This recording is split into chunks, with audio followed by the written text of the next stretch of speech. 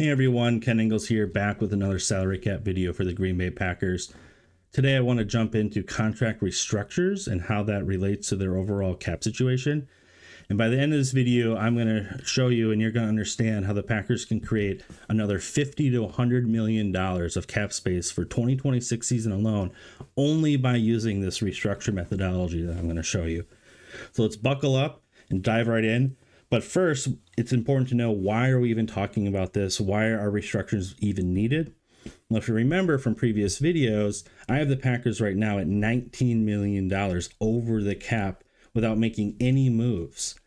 And then if we do start making those moves that I covered in my second video, by removing Elton Jenkins, by releasing Rashawn Gary and signing 3 of their young players to extensions, it gets them to about $7 million of cap to play with, which is room for about one major signing, whether that's bringing back one of their own free agents or maybe going outside of the market into free agency. So if the Packers are looking to do more, they're probably going to have to dip into the restructure market. So let's dive into what that really means. So getting to my spreadsheet here, before I start talking to this, I just want to define when I say contract restructure. When I say contract restructure, it's really taking a contract and just kind of moving the money around on paper, but the overall total does not change. The player still gets the same amount of money over the same amount of time. Now, you might hear people say restructures when I think of them as pay cuts. So if you have a player who's like scheduled to make $60 million and they're like, oh no, that's too much, we're only going to pay you $30 million, and they agree to that, well, that's a pay cut. It's technically a restructure, but I refer to those as pay cuts, but restructures is just kind of like this shell game I'm going to show you, where they're just moving money around. So here's a basic example. It's 5 years. There's $50 million total in here. So it's a $10 million per year average contract. $4 million a year base salary. Each of those base salaries gets counted in the salary cap in that year.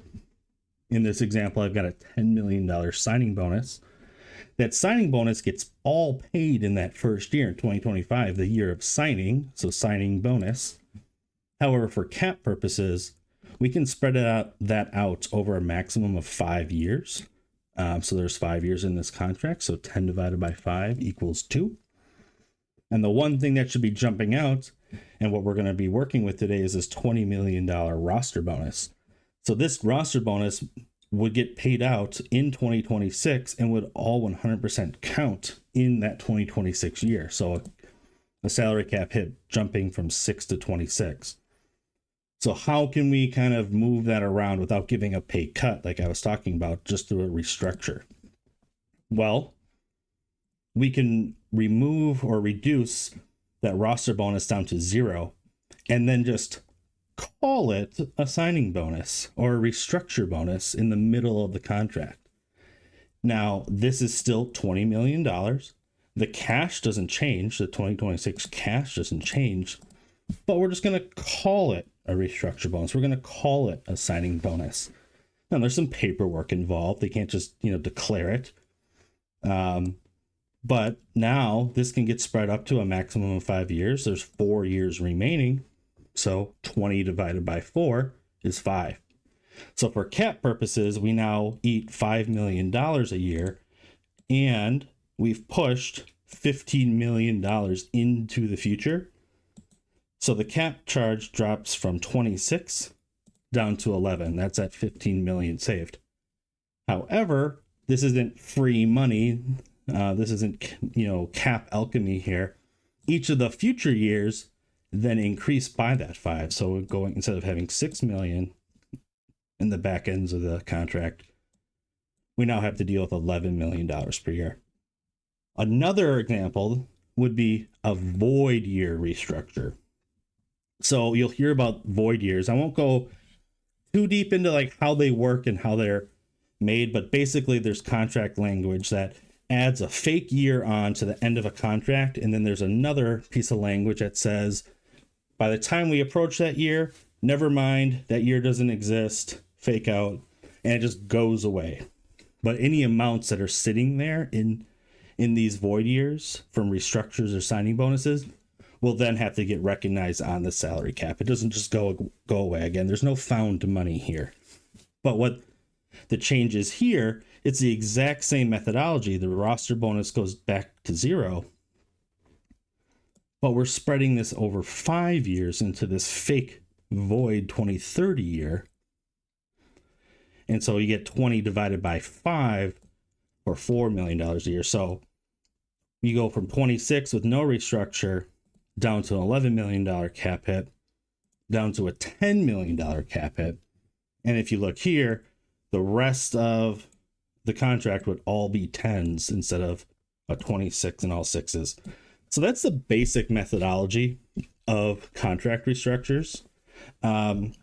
Let's jump into the actual restructures that are now available for the Green Bay Packers. Here's the total listing that I have filtered out for the 2026 season. All the players that have some sort of money that can be created through restructuring. If we look at the total here in the simple restructure column, we get a total of $47.5 million that can just happen with the stroke of a pen. Now, when I say with the stroke of the pen, why would I say that? Why, where is that coming from? This big, long, boring legal contract is actually pulled directly from Jordan Love's contract. Don't ask me how I have it. I do. Anyways, you can read this if you like, but the short version is that when Jordan Love signed his contract and when every other Green Bay Packer signs their contract, Russ Ball puts this in there. And the long and short of it is they are pre-authorizing the Green Bay Packers to do exactly what I just showed you. At any time, they can inform the player and his agent, hey, we are taking your roster bonus, we're taking your base salary, we're taking any other monies that we want, and we're going to convert them into a signing bonus. And it's not even going to change. You're not going to even get that money immediately. If it was base salary, we're still going to pay it to you weekly. And they have to agree to it. Otherwise, they'd be in breach of contract. So when they even sign their veteran deal, this language is already included in there. So there's nothing preventing the Packers from doing these simple restructures because those are automatically, the language is already in their contracts.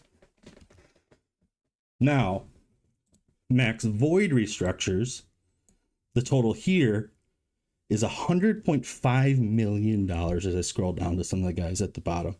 But the total here is, 100 million. Like it's an insane amount of money. Now, they would never, ever do every single dollar here. That's crazy.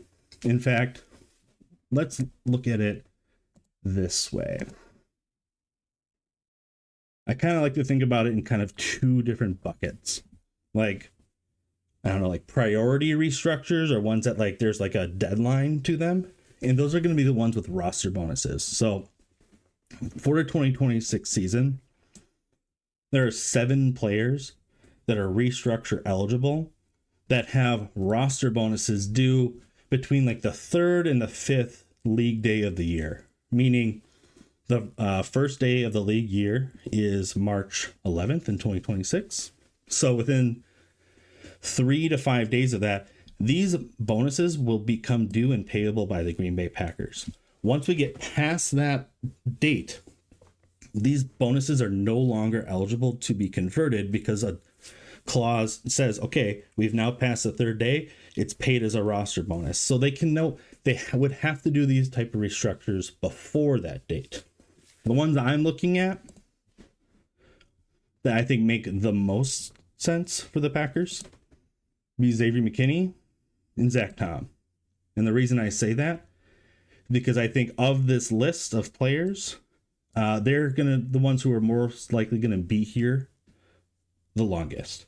Obviously Zach Tom just signed his deal in 2020, I believe 2025, 2026. Xavier's got 2 more full years on his deal, and he's an all-pro player.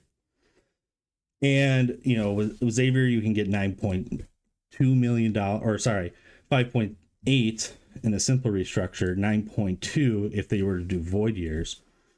Zach Tom, it's not that much of a difference either way. They would probably just stick with simple in this case. Now, remember what I said about those simple restructures when the Packers can do those on a whim? They cannot add void years on a whim because that is considered a brand new contract structure. By adding more years, it's technically an extension, and the auto conversion formula does not allow, or the clause that I showed you does not account for adding additional years on the end, which would be considered an extension. So in order for these maximum dollars, you would need to get agreement and cooperation from the player. You'll see here, like Isaiah McDuffie, why does he have 0 available in a simple restructure? Well, because there are 0 future years on his contract to push the money into. So the only way they can push this money around is by adding those void years on the back. And like, again, how do I come up with these numbers? You can see this big, long, scary formula in my spreadsheet, but it's actually a lot simpler than that.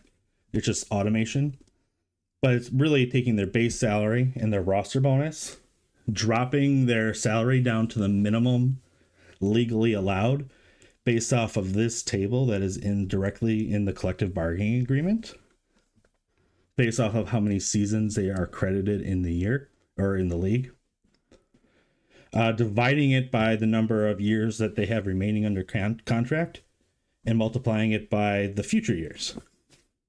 In a void situation, the remaining is, these last ones are always a 5 and a 4. But let's just go with Aaron Banks as an example, just so like check my math, see if my formulas are working correctly. So on here, he's got a $7.7 million base salary. He's got a $9.5 million roster bonus. His minimum salary, based off being in the league for 5 years now, credited $12.15, meaning there is just under $16 million available to restructure that they can move around just from base salary and bonus and push it off into future years like I showed you. He's got 3 years remaining, including the 2026 season, and he's got 2 future years beyond this year, right? So that's how we get to this 10-656 simple restructure. Now, like I said, max void restructures, the remaining years will just add, as many void years as we need. So in his case, let's say we add 2 fake years on the end. So we got 5 remaining years, and that would mean 4 future years. We can now push $12.78 million into the future. That's the basic math of how this works, kind of described here. And you can see that, again, these formulas are long, but it's basically doing this, pulling from a million different spots on my spreadsheet. Now, the ones I'm going to show you here, these are players that are eligible for extension or for restructure, but they don't have any triggers. They don't have any roster bonuses. So the Packers can kind of wait on all these players. They don't have to make any moves on these guys. They can kind of, what I kind of think of it, this is kind of like the break glass in case of emergency. This is kind of like break glass in case of, oh my God, we're going to trade for another Micah Parsons, or, hey, we can sign this guy, or we can make, that we need to create another $7 million, or to sign a player. Ooh, we can add some void years on the Josh Jacobs and get another $7 million, right? That's the type of moves that they can do with kind of these guys. But also you've got guys on this list like Rashawn Gary, Elton Jenkins. I don't think they're going to be here. I don't think they're going to want to restructure them. I think they're going to take advantage of these columns I talked about in previous videos, where they can get $11 million for moving on from Gary and 19.5 for moving on from Elton Jenkins. They'll take that, and not, they won't be here, instead of just pushing the money out and still paying these huge amounts of cash for those players. Now, I won't go into the specifics, but like you would think that Jordan Love and Micah Parsons would have a lot more money available just because they're making a ton of money.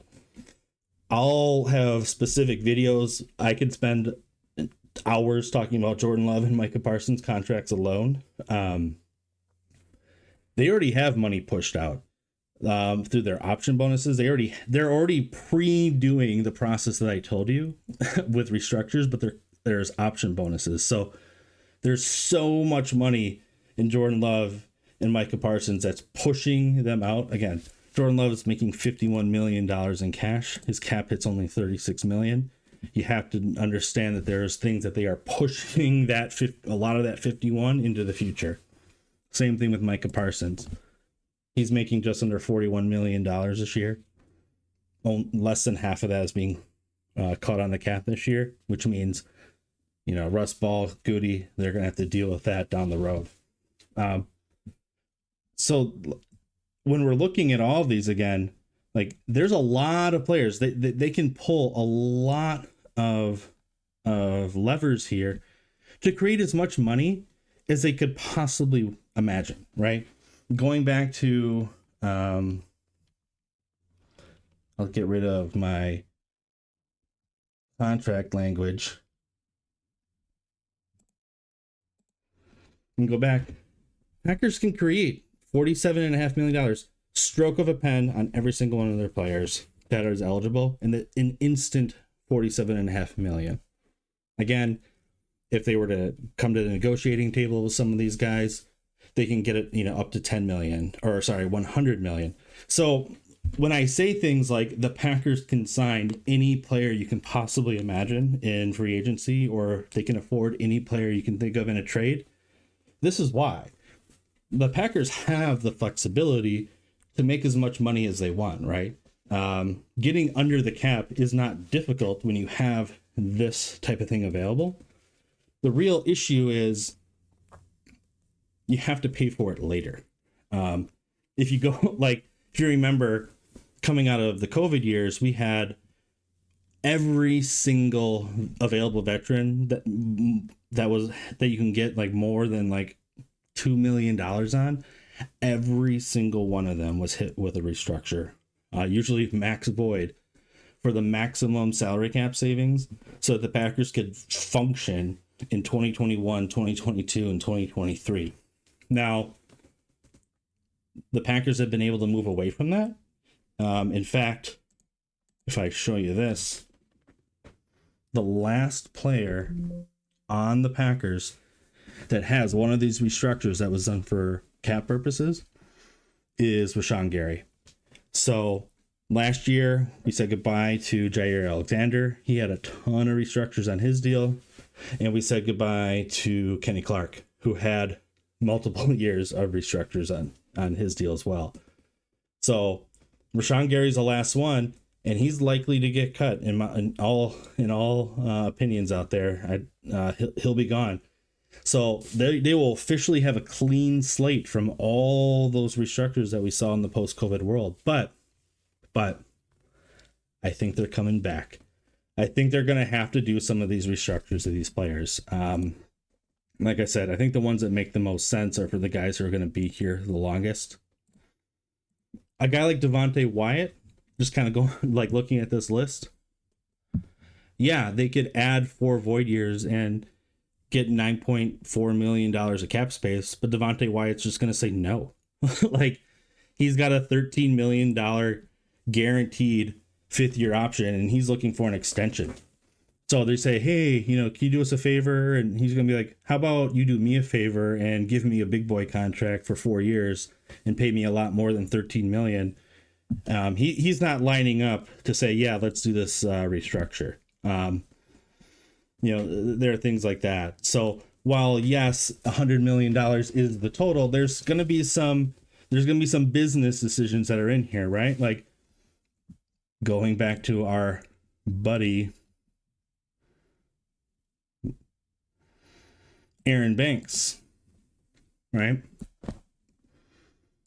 We can create $13 million, just shy of it, with a max void restructure. he would gladly do that, because by doing that, it makes it harder to move away from him, because you're adding all this future dead cap pain. And so then when you start doing the math for future years, like, ooh, what does it look like how much cap space can we get if we move on from Aaron Banks? It becomes like negative.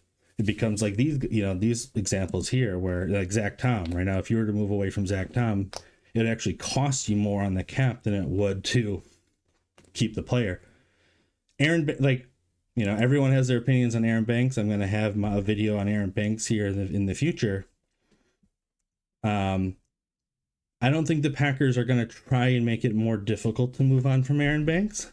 I think they're going to want to play out this season and see how it goes, and then, deal with the math next year. But I don't think they want to add another $13 million of problems into the future. So there's going to be a lot of business decisions in here. So if I had to pick and choose what are the most likely of all the roster bonuses on here, of all the restructures, let's take a look at, Xavier McKinney. I think Zach Tom, like I said, going down the list. Those are the ones that make the most sense. Now, Jordan Love, the reason why I'm a little hesitant to say an automatic yes on Love is, again, how much money is already being pushed out on Jordan Love. Are they going to want to double, triple, quadruple down on all the dead cap? If we were to look at his future years, it's already going to be painful enough. Do they want to add another 7 million years of problem, or $7 million of cap to future years as a problem? I don't know.